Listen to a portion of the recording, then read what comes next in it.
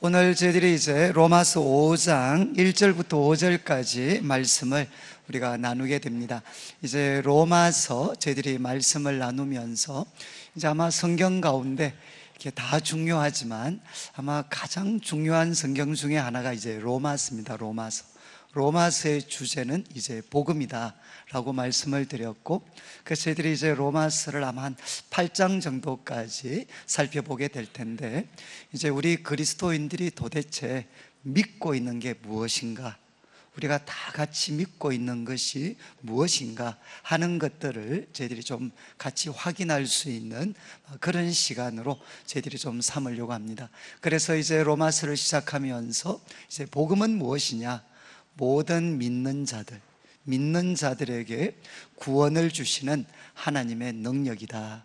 그래서 이 복음을 우리가 믿게 되면 모든 믿는 자들에게 이제 하나님이 구원을 주시는 하나님의 능력이 바로 복음이고, 그리고 이 복음에는 무엇이 나타나 있는가? 하나님의 의가 나타나 있다. 죄인인 우리들을 의롭게 만드시는 하나님의 방법, 하나님의 의가 나타나 있다. 그리고 이제 1장 18절부터 3장 20절까지 이제 우리 기독교가 믿는 것이 무엇인가, 성경이 말하는 게 무엇인가, 그것은 이제 인간 고통의 그 원인, 인간 고통의 원인은 바로 죄에 있습니다. 죄. 그리고 모든 사람이 다 죄를 범했습니다. 그래서 우리는 하나님의 영광에 이르지도 못했고, 또 우리는 하나님의 진노 아래에 있다. 이것이 이제 우리가 믿는 것입니다. 그리고 이제 두 번째 3장 21절부터 3장 마지막 절까지 말씀을 통해서는 이제 이런 죄인이 의롭게 될 수 있는 유일한 길은 무엇인가? 그것은 예수 그리스도를 믿음으로 말미암아 하나님께서 그들에게 이제 하나님의 의를 더디펴 주십니다. 그래서 죄인인 우리가 의인이 될 수 있는 유일한 길은 바로 예수님을 믿는 것이다. 그런데 예수님이 누구신고 하면 하나님의 아들이신데, 우리의 모든 죄를 대신 지시고 십자가에 피 흘려 죽으셨습니다. 그래서 이분께서 우리들의 모든 죄의 값을 대신 지불하셨기 때문에 우리는 이제 속량, 예수님을 통해서 값을 치르고 풀려나다 라는 뜻에서 속량을 받았고, 또 예수님은 하나님과 우리 사이에 화목제물이 되셨습니다. 그래서 이 예수님을 믿으면 우리는 하나님으로부터 의롭다 하심을 받게 됩니다. 그리고 우리가 4장을 다루면서는 이제 믿음으로 의롭다 하심을 받는다는 것은 성경의 일관된 가르침이다. 그래서 유대인들이 그렇게 자랑스럽게 생각했던 아브라함도, 그리고 다윗도 그들이 행위로 구원받은 것이 아니라 경건하지 아니한 자를 경건하다 하시는 하나님, 이 하나님을 믿음으로 말미암아 그들이 의롭다 하심을 받았다. 그리고 믿음은 무엇인고 하면 믿겨지는 것이다. 하나님으로부터 설득되어지는 것이다. 이렇게 말씀을 드렸습니다. 그리고 이제 오늘 5장에는 여러분, 우리가 이제 예수님을 믿음으로 말미암아 의롭다 하심을 받게 됐습니다. 죄 문제가 해결이 됐습니다. 그러면 이제 예수님을 믿고 의롭다 하심을 받은 우리는 앞으로 어떻게 살아야 되겠습니까? 어떻게 살아야 되겠습니까? 예수님을 믿음으로 말미암아 의롭다 하심을 받고 나면 이제 앞으로 우리가 어떻게 살아야 되는가, 그 핵심이 무엇인가 하는 것을 이제 사도 바울이 5장을 통해 설명을 합니다. 그래서 1절 말씀을 한번 보시면, 그러므로 우리가 믿음으로 의롭다 하심을 받았으니, 믿음으로 의롭다 하심을 받았으니 우리 주 예수 그리스도로 말미암아 우리는 무엇을 누리자고 되어 있습니까? 하나님과 화평, 쉬운 말로 하면 하나님과 평화. 우리는 예수님 통해서 무엇을 누리게 되었느냐? 하나님과 평화를 누리게 되었다는 겁니다. 그래서 여기는 누리자보다는 누린다가 아마 조금 더 정확한 번역인 것 같습니다. 우리는 예수님 믿어서 의롭다 하심을 받았기 때문에 우리는 이제 무엇을 가지게 되었느냐? 하나님과 평화를 누리게 되었습니다. 근데 이 평화라는 말이 참 이렇게 우리 한국 분들은 좀 이해가 어렵습니다. 왜냐하면 제가 우리 청년들한테 가끔 묻죠. 요즘 집이 좀 평안하냐? 평화롭냐? 그러면 이제 애들이 요즘은 좀 평화롭습니다. 그래서 야, 근거가 뭐냐? 그래 물으면 애들 답은 요즘은 덜 싸우십니다. 이게 이제 거의 뭐 공통된 답변입니다. 그래서 이제 우리 한국 사람들은 워낙 싸웠으니까 평화는 뭔가 하면 싸우지 않는 것, 이것을 평화라고 생각을 합니다. 그런데 성경이 이야기하는 평화는 이런 뜻이 아닙니다. 여러분, 겉으로 싸우지 않아도 속으로는 철천지 원수로 살아갈 수 있습니다. 성경이 이야기하는 평화는 뭔가 하면 겉으로 싸우지 않는 것뿐만 아니라 우리 내면에 적대감이 있습니다. 서로를 원수로 만들어버리는 그 적대감이 있는데, 이 적대감이 무너져서 과거에는 원수되었던 사람들이 적대감이 무너져서 이제 사랑으로 뜨겁게 연합되어진 상태, 이게 뭔가 하면 성경이 이야기하는 평화입니다. 평화. 그래서 지금 이제 사도 바울이 이야기하죠. 예수님을 믿음으로 말미암아 의롭다 하심을 받게 되면 우리는 하나님과 평화를 누린다. 적대감이 다 사라지고 하나님과 우리가 뜨겁게 사랑으로 연합되어진다는 것입니다. 이 말씀을 우리가 조금 더 생동감 있게 이해를 하려면 창세기를 한번 기억하시면 좋습니다. 하나님께서 천지 만물을 창조하시고 사람을 만드셨습니다. 그리고 그들에게 에덴 동산을 허락하셨죠. 가장 행복한 삶을 그들에게 허락하셨습니다. 그런데 왜 그 복락원에서, 그 에덴 동산에서 아담과 하와가 쫓겨났습니까? 바로 죄 때문이죠. 죄 때문. 하나님께서 금하신 한 가지를 사람들은 깨트리게 됩니다. 그래서 그 결과가 어떻게 되느냐? 하나님으로부터 쫓겨나게 되죠. 하나님으로부터 단절되어집니다. 성경에서 죽음이라는 말이 가지는 가장 핵심적인 뜻은 뭔가 하면 단절이라는 뜻입니다. 단절. 그래서 우리 가끔 등산 가시다가 우리 등산길에 만약에 여름 같으면 그 울창할 때 등산로에 이렇게 꽃이, 가지가 꺾여져 있습니다. 그러면 그 가지가 꺾여져서 등산로에 떨어져 있는데 거기에는 잎사귀도 무성하고 아름다운 꽃도 피었습니다. 그런데 여러분, 이 나뭇가지가 살았습니까? 죽었습니까? 살았습니까? 죽었습니까?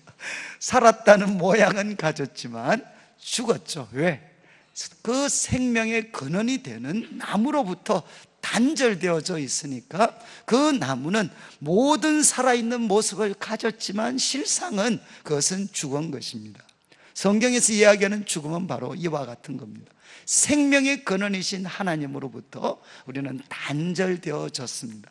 이것이 이제 인간 고통의 원인이죠. 그런데 예수님께서 하신 일은 정반대 일을 하셨습니다. 이제 그 죄의 문제를 예수님께서 십자가에 죽으시고 3일 만에 부활하심으로 완전히 해결해 주셨습니다.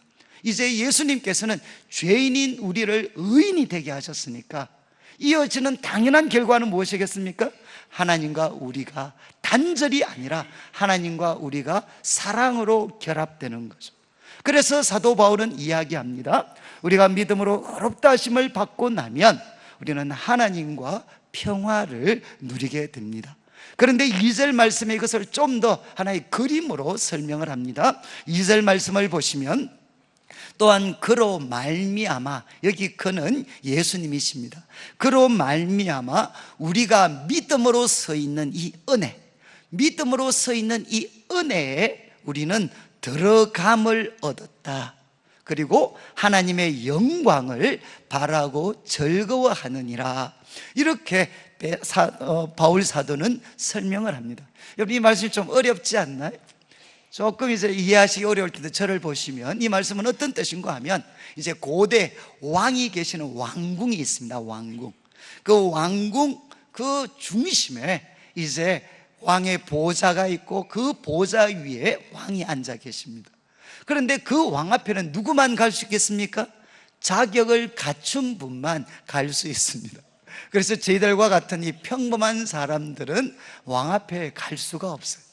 그래서 우리들에게 아무리 어렵고 힘든 문제가 있어도 우리는 그 문제를 해결할 수 있는 능력과 지혜와 권세를 갖고 있는 그 왕으로부터 아무런 도움을 얻을 수가 없습니다. 그런데 그때 이제 왕이 가장 아끼고 신뢰하는 한 분이 계시는데, 그분이 오시더니만 저를 보시고 불쌍히 여기셔서 저를 어디로 데리고 가주셨느냐? 왕 앞으로 데리고 가주셨어요.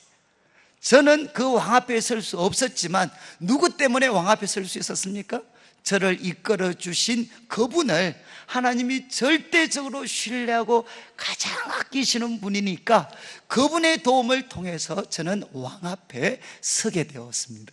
그래서 그 왕에게 저의 모든 문제를 이야기했을 때 능력과 지혜와 권세와 사랑을 갖고 계시는 그분이 제 삶의 모든 문제에 대한 답변들을 허락하셨습니다. 이게 뭔가 하면 2절이 이야기하는 그림입니다. 여러분, 지금 이제 하늘 왕궁, 그 보좌에 누가 앉아 계시느냐? 그 보좌는 은혜의 보좌입니다. 받을 만한 자격이 없는 자들에게 언제나 호의와 사랑을 베풀어 주시는 그 은혜의 보좌, 그 보좌 위에 하나님께서 앉아 계십니다. 그런데 우리는 그분 앞에 설 수 없는 죄인이었지만 우리 죄를 대신 지시고 십자가 위에 피 흘려 돌아가신 하나님의 아들 예수 그리스도, 바로 그분이 우리들의 손을 붙잡아 주시고 이제 우리들을 바로 그 왕 앞에 설 수 있도록 만들어 주셨습니다. 그래서 우리는 우리들의 공로가 아니라 바로 예수 그리스도의 공로와 도움을 의지해서 이제 은혜의 보좌 앞에 서게 되죠. 그리고 우리가 가지고 있는 모든 문제를 그분 앞에 이야기했을 때 하나님께서는 우리에게 때를 따라 돕는 은혜와 긍휼하심을 베풀어 주셔서 마침내는 2절 마지막에 있는 것처럼 하나님의 영광을 바라고 즐거워하도록 만들어 주십니다. 왜? 우리들이 가지고 있는 모든 문제를 바로 은혜의 보좌에 앉아 계신 하나님께서 넉넉하게 해결해 주셨기 때문에 우리는 하나님의 영광을 바라고 즐거워할 수밖에 없습니다. 이것이 뭔가 하면 믿음으로 의롭다 하심을 받은 사람들이 가지는 하나님과의 평화입니다. 평화. 그리고 나서 이제 3절 말씀을 보시면 다만 이뿐 아니라 이제 하나님과 평화를 가지게 된 사람, 하나님과 사랑의 교제를 나눌 수 있게 된 사람은 환난 중에도 이 사람들은 즐거워하게 된다. 어떤 환난도 이들을 하나님의 사랑에서 끊을 수 없는 이유는, 환난 중에도 즐거워하는 것은 이는 환난은 인내를, 인내는 연단을, 연단은 소망을 이루는 줄 알미로다. 무슨 뜻이죠? 우리는 환난을 만나도 하나님과 평화를 누리고 있는 성도들은 오히려 기뻐합니다. 왜? 우리는 알고 있습니다. 이 환난까지도 우리들의 손목을 붙잡고 계시는 하나님은 이 환난까지도 생산적인 것이 되게 만들어 주십니다. 환난을 통해 하나님은 우리에게 인내를 만들어내게 해주시고, 이 인내를 통해서 하나님은 우리들에게 연단된 인격을 갖출 수 있도록 만들어주시고, 그리고 그 속에서 하나님은 우리에게 소망을 불러 일으켜 주십니다. 그래서 우리가 하나님과 교제를 회복하고 나면, 하나님과 평화를 누리고 나면 여러분, 어떤 환난을 만난다 할지라도 하나님은 우리로 하여금 그 가운데서도 즐거워하도록, 그래서 그 고난을 통해 넘어지는 것이 아니라 더 하나님 앞에 귀한 사람으로 다듬어지도록, 욥의 고백대로 하면 정금같이 나오도록 하나님이 만들어 주십니다. 그런 다음 5절 말씀에 보면 이 소망이 부끄럽지 않는 것은 우리에게 주신 성령으로 말미암아 하나님의 사랑이 우리 마음에 부음바 됨이니. 그러니까 우리가 절망할 수 없는 것은, 이 소망이 우리를 부끄럽게 하지 않는 것은 우리 속에 누가 계시느냐? 하나님이 주신 성령님, 하나님의 영이 계십니다. 이 하나님의 영이 우리 마음에 무엇을 부어주시느냐? 하나님의 그 놀라운 사랑을 우리 마음에 물붓듯이 부어주십니다. 그래서 바로 이 사랑을 우리가 부어주시는, 이 물붓듯이 부어주시는 사랑을 받게 되면 우리는 확신하게 돼요. 하나님이 약속하시고 우리에게 주신 이 소망을 반드시 이루고야 마시겠구나. 이렇게 우리는 확신하게 됩니다. 이것이 오늘 이제 본문 말씀입니다. 제가 오늘 이렇게 좀 설명을 드린 것은 저는 참 이 말씀이 또 제 삶에 참 큰 변화를 이렇게 가져왔습니다. 왜냐하면 저는 제가 여러분 기회를 될 때마다 말씀드렸죠. 저는 모태신앙입니다. 그래서 한 번도 저는 교회를 떠나본 적이 없습니다.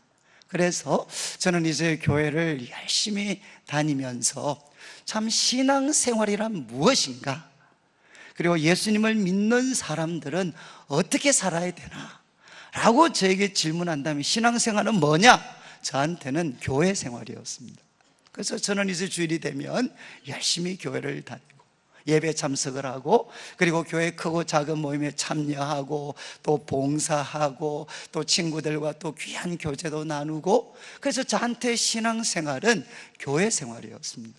그런데 이제 제가 이렇게 대학을 가면서 정말 제 삶에 제 힘으로는 해결하기 참 어려웠던 많은 도전, 혼란, 의심들이 제 속에서 막 일어나기 시작을 했습니다. 그래서 그때부터 저는 이제 도대체 예수님을 믿는다는 게 뭔가, 이것에 대해서 이제 혼란을 갖게 됐습니다. 저는 이제 이 모태의 신앙으로서 저는 뭐 교회에서는 소위 모범생이었어요. 모범생.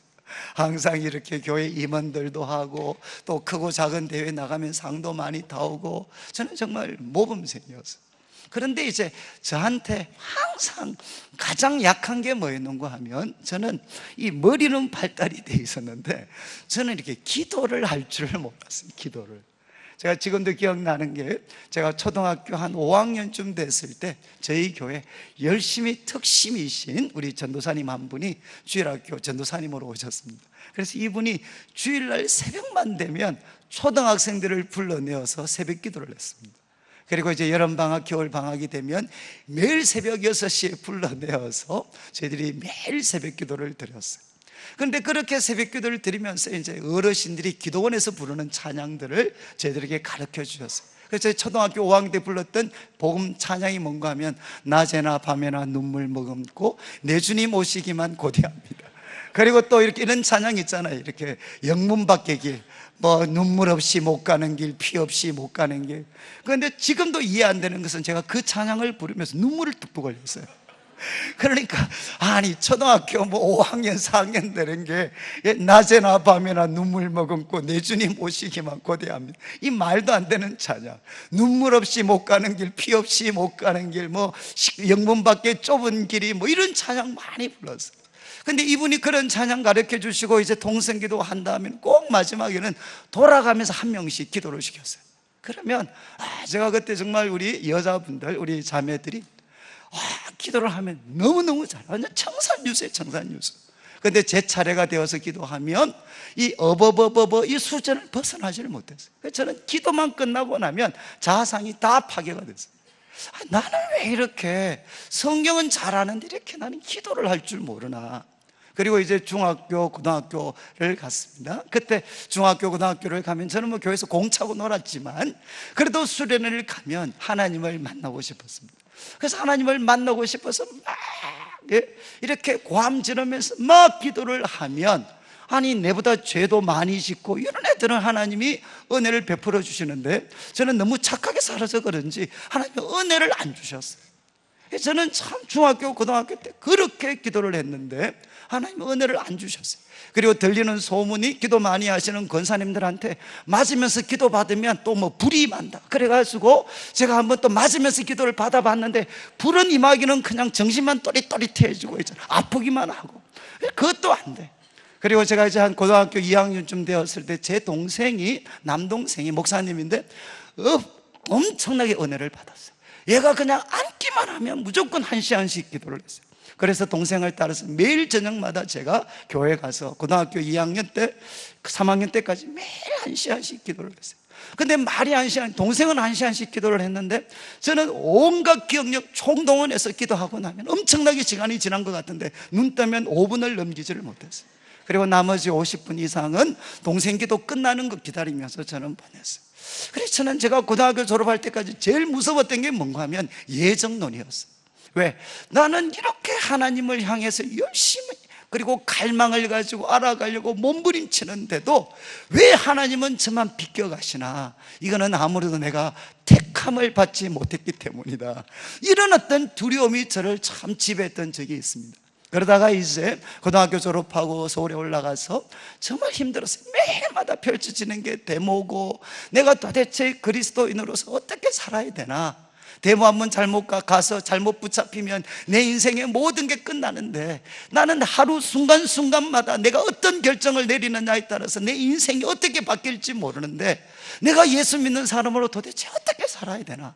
마음이 너무너무 힘들었어요. 근데 그때 이제 또 우리 선배들의 도움을 통해서 하나님 말씀이 진리고, 이 진리의 말씀을 가지고 이 시대, 이 사회를 수술해야만 다 같이 살 수 있다. 그래서 네가 대학 가서 해야 될 가장 중요한 일은 말씀의 전문가가 되고, 그리고 이 말씀으로 너희 후배들, 하나님 나라를 위한 동지들을 키워야 된다. 그래서 저는 대학을 다니면서 정말 성경을 열심히 봤습니다. 열심히 보고 또 그 말씀을 우리 후배들한테 가르치려고 필사적으로 노력을 했어요. 그런데 대학교 1학년, 2학년 우리가 수련회를 가면 하나님은 이상 아무리 기도를 해도 하나님은 저에게 은혜를 주시지 않으셨어요. 그래서 저는 지금도 우리 청년들이나 성도님들 가운데 마음은 간절하지만 기도해도 어떤 느낌도 받으실 수 없는 분들을 보면 저는 충분히 공감이 돼요. 그래서 저는 그때 기도할 때마다 항상 느꼈던 게, 하나님과 저 사이에 두꺼운 벽이 가로막고 있는데 아무리 그것을 내가 이렇게 몸부림치고 두들기고 굶고 악을 쓰고 해도 하나님과 저 사이를 막고 있는 이 두꺼운 벽이 무너지질 않았어요. 무너지질 않았어요. 그러다가 이제 제가 말씀드린 것처럼 대학교 2학년 한 11월 달 정도에 하나님께서 제가 참 절망하고 있을 때 찾아오셔서 말씀을 하셨습니다.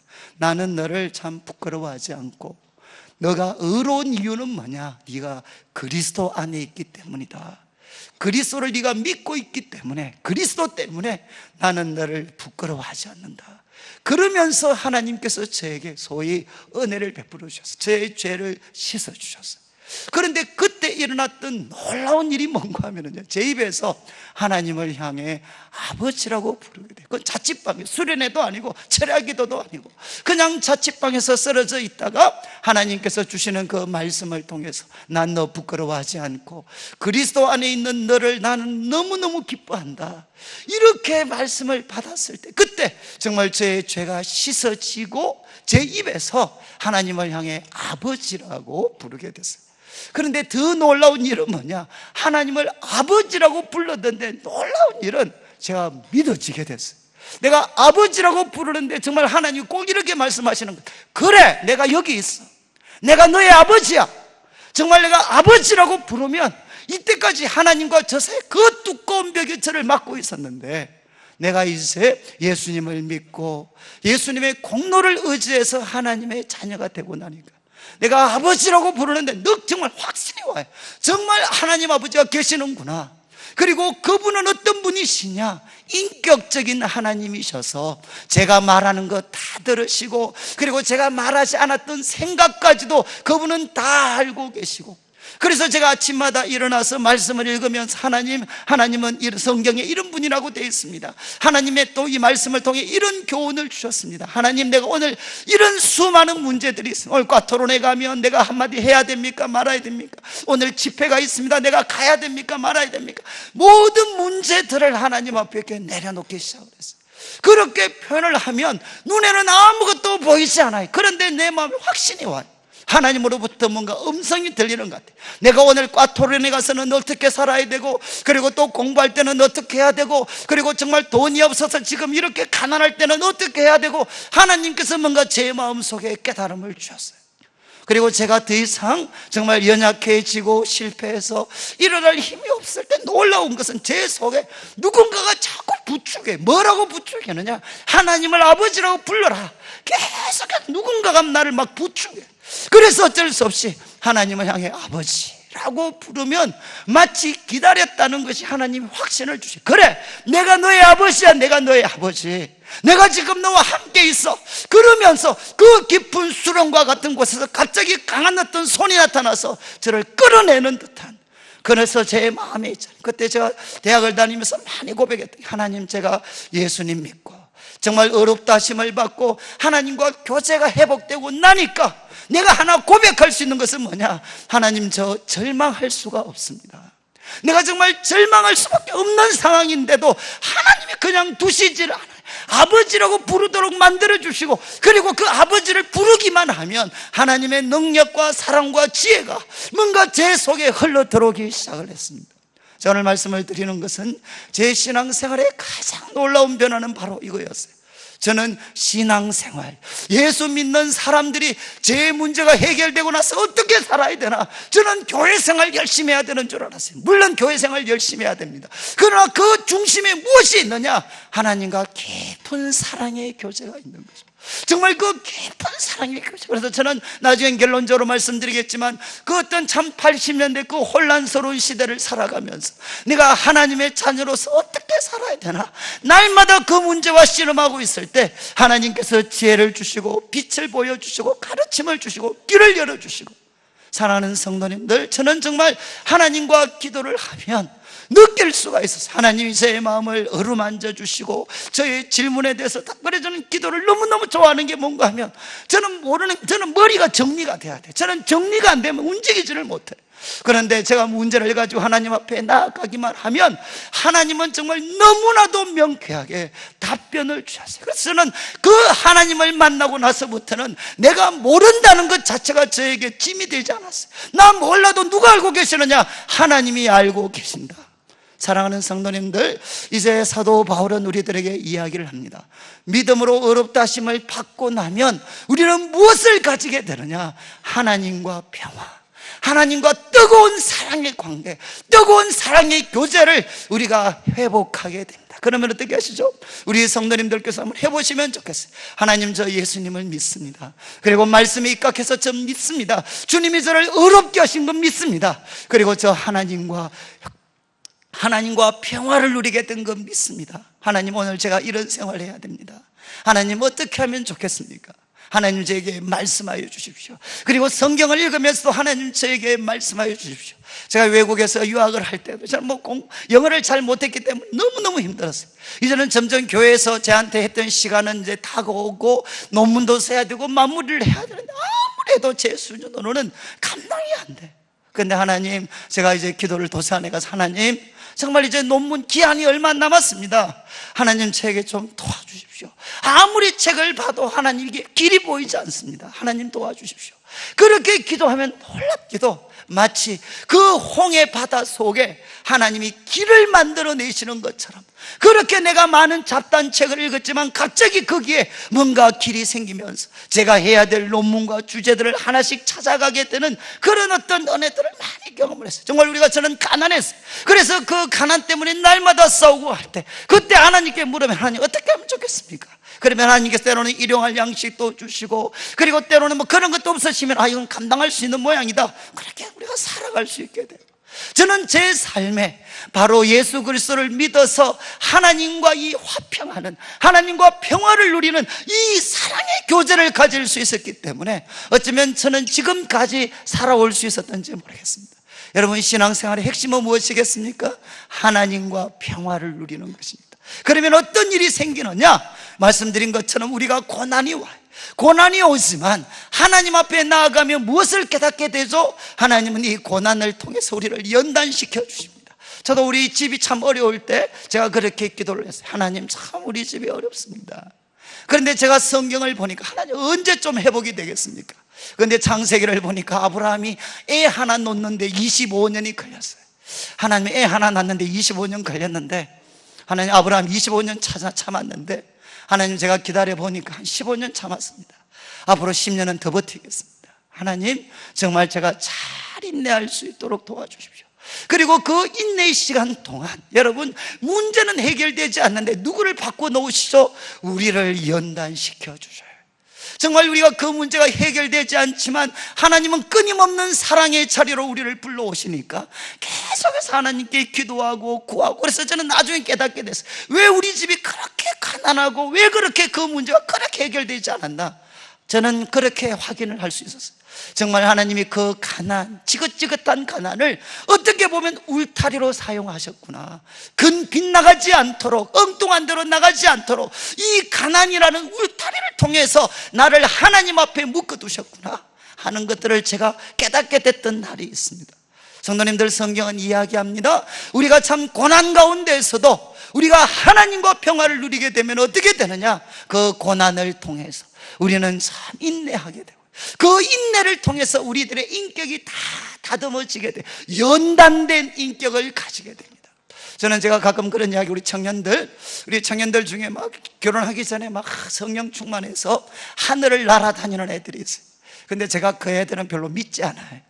왜 그렇겠습니까? 막 하늘을 날아다니고 온갖 것을 다 알지만 걔들은 뭘 했느냐?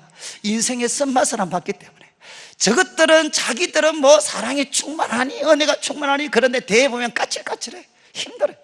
근데 애들이 이제 결혼해가지고 한 10년 정도, 애 한 둘 정도 놓고 한 10년 정도 푹 썩으면 이제 애들이 조금씩 이렇게 좀 바뀌어져요. 그리고 또 거기에서 이제 애들 중고등학생들, 하나님도 감당하시기 쉽지 않은 이 중딩 고딩들 키우다 보면 거의 다 넘어가. 그리고 또 청년이 되면 어떻게 됩니까? 할 수 있는 게 하나도 없어요. 그냥 손을 다 놨게 돼. 그래서 저는 신방 가서 제일 편한 분들이 누구냐? 바로 할매들입니다. 우리 할매들 만나서 신방하면 너무너무 편해. 왜? 무슨 이야기만 하면 우리 할매들은 다 한다는 듯이, 내 애가 아프다 그러면 할매들이 이야기해. 안 죽는다니까. 그러면 진짜 안 죽어요. 할매들이 안 죽는데 안 죽어요. 그리고 또 누가 속을 썩인다 그러면 또 할매들이 이야기해. 힘 빠지면 돌아옵니다. 그때까지만 버텨요. 그러면 또 돌아와요. 저는 이 할매들을 만나게 되면 이분들은 놀라운 통찰력들을 갖고 있어요. 예언의 은사를 갖고 있어요. 안 죽어요. 돌아와야 다. 왜 그렇게 되겠습니까? 그분들의 그 지긋지긋한 고난의 삶을 통해서 그분들은 연단이 되어졌거든요. 연단된 인격을 갖추었습니다. 그리고 그 속에서 무엇이 생기나요? 소망이 우리들에게 주어지게 돼요. 여러분, 이때 소망은 무엇이겠습니까? 바로 이 세상의 야망이 아니라 하나님을 향한 소망을 갖게 됩니다. 일시적인 것이 아니라 영원한 것을 가지게 돼. 그리고 이 영원한 세계 속에 짧은 한평생을 사는 내가 무엇을 위해서 내 삶을 전적으로 헌신해야 되는가 하는 그 소망, 그 꿈과 비전을 우리는 가지게 됩니다. 여러분, 우리들의 삶에 정말 내 평생을 헌신하고 있는 아름다운 꿈과 비전이 있습니다. 언제 그 꿈과 비전이 주어졌습니까? 우리들의 삶이 만사형통할 때 주어졌나요? 그렇지 않습니다. 우리 인생이 가장 어둡고 캄캄할 때, 놀랍게도 그때 우리가 평생을 들여서 하나님과 이 시대를 섬겨야 되는 그 꿈과 그 소망을 하나님은 가장 어두운 곳에서 하나님은 허락해 주시죠. 그래서 바울 사도는 우리에게 이야기합니다. 정말 하나님과의 평화를 누리게 되면 어떤 고난이 우리들의 삶에 찾아와도 우리는 어떻게 되죠? 우리는 즐거워하게 돼요. 이 환난을 통해서 우리는 인내하게 되고, 그리고 이 인내를 통해서 우리는 점점 연단된 인격을 갖추고, 그리고 한평생 우리가 쏟아부어야 될 하나님이 주신 소망, 꿈과 비전을 발견하게 됩니다. 그리고 더 놀라운 것은 우리들 속에 성령님께서 날마다 하나님의 사랑을 부어주셔서 정말 절망하고 싶은데 이제는 안 될 것 같은데 물 붓듯이 부어주시는 그 성령님이 정말 또 일어나도록 만들어주셔요. 이것이 바로 바울 사도가 이야기하는, 예수님을 믿게 되면 우리는 하나님과 평화를 누리게 돼요. 원래는 제가 여기까지 설교를 하고 마치려고 그랬는데 어젯밤에 우리 집 나라가 참 어렵습니다. 그래서 어젯밤에 이제 또 저도 밤늦게 이렇게 참 이 시위하는 그 장면들을 쭉 보고 가슴이 답답하죠. 이제 자려고 하는데 또 저희 집 사람이 또 시비를 걸어가지고 나라가 이렇게 시끄러운데 우리 그리스도인들 어떻게 해야 되냐. 제가 또 내가 정치가냐, 내가 지금 한 것도 자야 되는데 엉뚱한 소리 하지 마라. 그런데 또 제보고 또 시비를 그래. 아니 지금 2,000명 넘는 성도들이 당신 입을 쳐다보고 있는데 한마디나 해야지. 내가 그걸 왜 하냐, 내가 해. 그래가지고 이제 짜증이 나서 집에 방에다 자려고 하는데 이게 거의 선지자적 음성인 것처럼 들려가지고 잠이 오나요, 잠이. 안 그랬더니 피곤해 죽겠는데 그래 또 막 바지를 끌고가지고 이제 그래가 이제 잠을 이제 누워서 이제 기도를 했죠. 하나님 보십시오, 지금 이 나라 시끄러운 거 좀 보십시오. 그리고 제가 말씀드린 것처럼 여러분, 우리가 하나님과 평화, 관계를 회복하고 나면 말씀드렸잖아요. 우리들의 삶에 엉어리 지고 수많은 질문, 수많은 의심, 그러나 하나님 앞에 은혜의 보좌에 계신 하나님 앞에 갖고 나가면 하나님이 답을 주신다. 정말 그러니까 우리는 하나님의 영광을 바라고 즐거워한다. 이게 오늘 설교의 끝인데, 그러면 이렇게 설명하면 지금 이 혼란스러운 시대의 문제를 가지고 하나님 앞에 나가야 되잖아요. 나아가서 도대체 그분이 뭐라고 말씀하시는지 들어야 되고, 그리고 끝은 마음에 바로 그의 영광을 바라고 즐거워하는 쪽으로 가야 되는데, 원래 이걸 제가 설교 준비를 안 했어요. 근데 이 마누라가 팍팍 끌고가서 지금 이거죠. 그런데 제가 뭐 눈을 감고 아무리 하나님 보십시오, 지금 이때 뭐라고 해야 됩니까? 성령이 교회들이 하시는 말씀을 좀 들려주십시오. 그렇게 1시간을 끙끙거리는데도 지금 아무 말씀도 안 해요. 제가 열받아가지고, 하나님 뭐 하십니까? 답이 없습니까 지금? 예. 왜 지금 가만히 계십니까? 가만히. 예. 내일 설교도 해야 되고 지금 머리가 아파 죽겠는데 어떻게 하면 좋겠습니까? 근데 그때 제가 이제 그 애들 데모하는 막 장면을 보는데 딱 30년 전 일이 생각이 났어요. 30년 전 1987년도 6월 항쟁이라고 하는, 그때 제가 그 자리에 있었거든요. 저는 서울역 명동을 쫓아다니면서 정말 그때는 이제 돌 던지고 열심히 저도 데모를 했어요. 정말 참 제가 30년 전에 제가 그 자리에 있었어요. 그 자리에 있고, 어쩌면 80년대 대학을 다녔던 사람들은 어쩌면 풀려날 수 없는 족쇄와 같은, 어떻게 하면 이 나라와 민족이 좀 하나님 보시기에 바르게 될 수 있나, 정말 그것 때문에 저도 물리학 정말 갈 때 저도 꿈 많았던 젊은이였는데 그 문제에 부딪혀서 제가 물리학 공부 다 던져버렸고 포기했고, 그래서 내가 우리 후배들 하나님 말씀으로 키워서 말씀으로 한번 이 시대를 수술해 보겠다고 제가 전공도 다 바꾸었어요. 그리고 이제 또 내성교회 대학부 섬기다가 또 기독교가 잘난 사람들과만 같이 있는 게 아니고 정말 고통받는 백성들과 같이 친구가 돼줘야 된다, 또 이런 감동받아서 아무도 가지도 않는 난지도 가서 3년 반 동안 죽을 고생했어요. 그리고 또 거기에서 데모하는 우리 교회 다니지만 그 사회 참여 문제 때문에 꼼짝 못하는 젊은 애들하고 제가 정말 공부 많이 했습니다. 걔들 데리고 농아를 쫓아다니고, 정말 교회 한국 사회 가운데 경실련부터 시작을 해서 뭔가 새로운 운동들이 나타나면 좀 과장하면서 안 가본 데가 없었어요. 정말 그렇게 하면서 어떻게 하면 이 시대 우리 청년들이 주님의 말씀 갖고 이 시대를 잘 섬길 수 있을까, 저는 정말 평생의 고민이었고, 그리고 그 결론 중에 하나, 저는 그냥 대구에 내려와서 어떻게 보면 평범한 사람들, 이분들 하나님 말씀을 통해 한번 이 시대의 대안이 될 수 있는 사람으로 한번 세워보자, 그런 마음을 가지고 왔었어요. 그런데 지나간 30년의 세월들이 제 눈앞에 펼쳐지기 시작했어요. 그리고 하나님, 저 정말 그것 때문에 이때까지 실험했는데 답이 없습니다. 지금 내가 어떻게 해야 될지, 뭐라고 이야기해야 될지 제가 알지 못하겠습니다. 하나님 좀 가르쳐 주십시오. 근데 그때 그냥 답은 아니지만 저한테 그냥 하나님께서 3가지 감동을 주셨어요. 첫 번째는 이런 감동을 주셨어요. 야, 대통령을 위해서 기도해라. 특별히 대통령이 바른 생각, 바른 결정할 수 있도록 기도해라.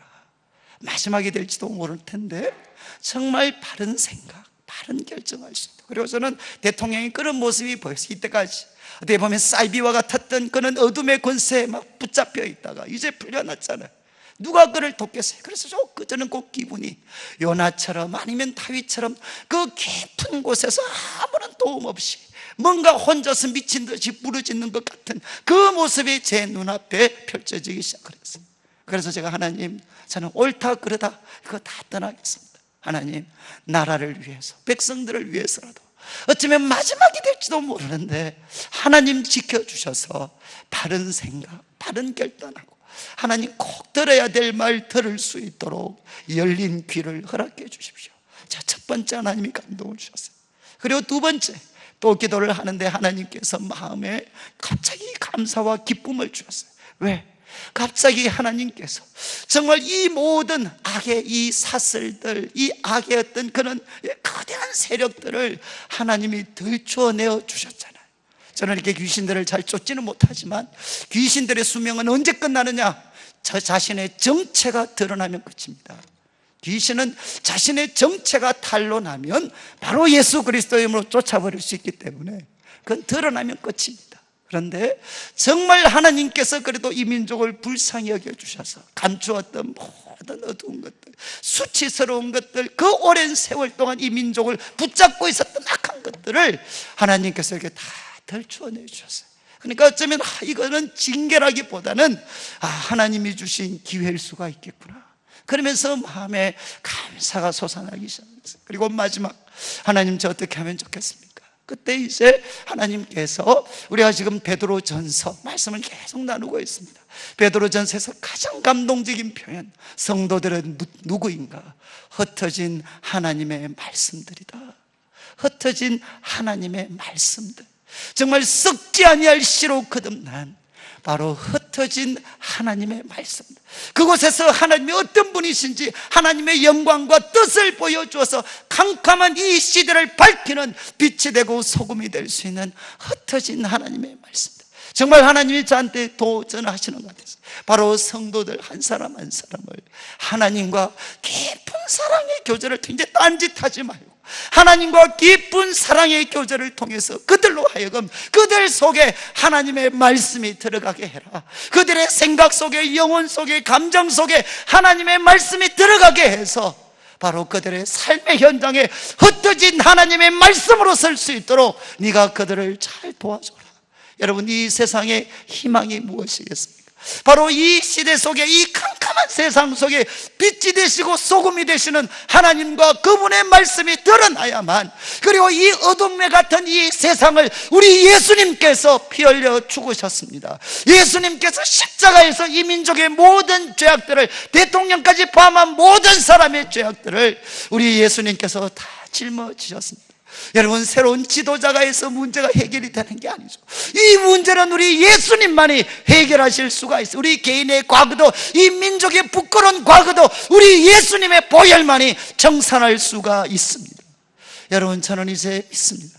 바로 우리들이 다시 한번 이 혼란스러울 때, 여러분, 우리가 예수 그리스도를 믿음으로 말미암아 의롭다 하심을 받았는데 바로 그 은혜의 보좌 앞에 계시는 하나님 앞에 우리 성도님들 한 분 한 분이 서는, 그리고 그분 앞에 서게 되는 우리 성도들이 되셔서 우리 성도님들의 생각, 마음, 감정 속에 하나님의 말씀이 침투해 들어와서 이 어두운 시대에 하나님의 빛, 하나님의 생명의 말씀이 우리 성도들의 삶을 통해 드러나게 된다면 다시금 이 땅에 희망이 있다고 저는 믿습니다. 그리고 내가 새벽마다 모여서 하나님의 어둠의 권세를 예수 이름으로 깨뜨려 주십시오. 이 민족을 지켜 주십시오. 하나님의 정군 천사로 호위하여 주십시오. 모든 어둠의 세력들을 결박시켜 주십시오. 이 땅 가운데 다시금 예수 그리스도의 보혈이 흐르게 하여 주시옵소서. 그리고 하나님, 정말 성령님께서 다시 한번 운행해 주셔서 캄캄한 가운데 빛을 창조해 주시고 무질서 가운데 질서를 창조하시고 텅 빈 가운데서 하나님의 풍성함으로 채워 주시옵소서. 저는 우리 성도님들 이번 한 주간 남아 있습니다. 저는 우리 성도님들이 한 주간만큼 이렇게 나라가 우리가 혼란스러운데 여러분, 우리가 같이 모여서 기도해야 되지 않겠습니까? 하나님, 우리들의 입술을 열어주십시오. 너희 내 이름으로 일컫는 내 백성이 겸비하여 기도하면 주님께서는 들으시고 내가 그 땅을 고쳐주시겠다 분명히 약속하셨습니다. 저는 우리 성도님들의 기도를 통해 지금도 우리 한국 사회는 하나님의 은혜가 아니면 설명할 수 없는 나라입니다. 다시 한번 하나님의 은혜를 통하여 이 캄캄한 밤, 이 혼란스러운 위기까지도 우리 성도님들의 기도를 통해 하나님이 역사하셔서 민족이 새롭게 설 수 있고 열방을 섬기는 거룩한 나라가 되는 새로운 기회가 일어나기를 주님의 이름으로 축복합니다.